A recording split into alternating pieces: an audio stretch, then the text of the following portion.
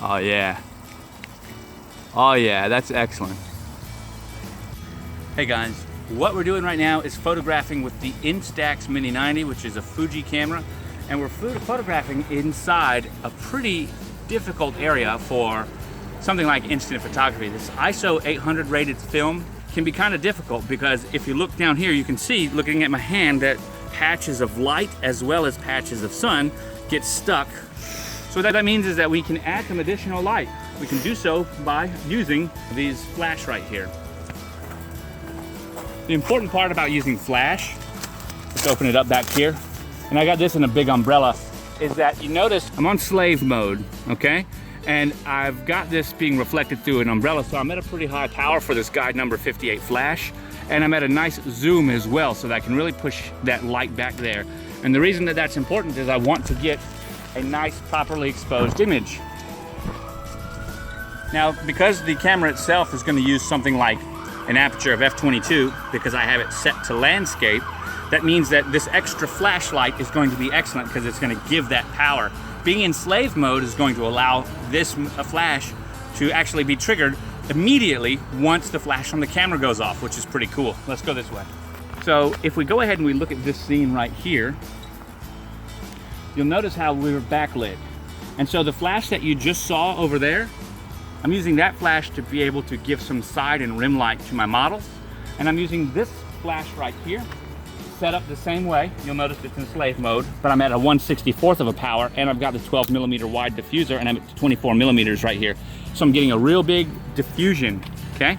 And that's firing straight forward, and that's important because we're backlit, so the camera itself is gonna shut down to the smallest aperture, f/22, and it's also going to use its fastest shutter speed at 1/400th of a second. Now, when we look at the camera, we're gonna come right over here, we're gonna notice it's got a flash on it as well. And so this flash is triggering all the other flash. The way that it triggers them is that this part of the flash, the actual light sensor and the infrared sensor, has to be somewhere facing in such a way that that flash can have line of sight to it. It doesn't matter if the angle's directly on or up to a 90-degree angle, as long as it's getting hit somehow, and even if that light's going through something like an umbrella, it'll still work. So what can we say? The image right here has come out nicely exposed, looking at it, okay? This is one of the best images I've taken in this harsh lighting conditions, and we know that as Fuji made this, that aperture in there, in order for it to be able to sync with the flash up to 1/400th of a second, guess what, guys? It's gotta be a leaf shutter, right? Because the flash works on all modes, and it can sync all the way up to 1/400th of a second, which means that although they're not advertising it as such, it either has a leaf shutter or has a flash synchronization speed of up to 1/400th of a second, which means using these flashes is able to add the additional light that we want without any kind of an issue. And that's pretty cool. The next place we're gonna shoot is this spot right over here. And if you're ready, let's get to it.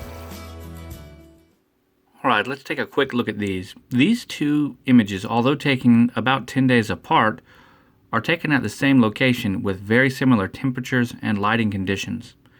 The one on the right, the one from 4/5/2017, was taken at a time that only the internal flash was used. You can see it was taken on a cloudy day, and it was taken in landscape mode with flash and darken applied. Now when we contrast that image to the one on the left, the one that was taken for the video today, you'll see that also on a cloudy day, also in landscape mode, with an external flash and self-timer. I forgot to put the D up there for darken. I'll do that later. But I also use darken mode on this one.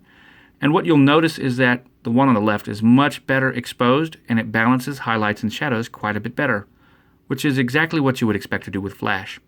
So adding a flash setup to your system will be pretty simple. You just need to make sure that you're using a flash that has slave function for an optical trigger, because there's no way to add something like a pocket wizard to the Mini 90. So you're going to have to use the immediate S1 function, your just flash on flash function for communication. But there you have it. Looks really nice, doesn't it?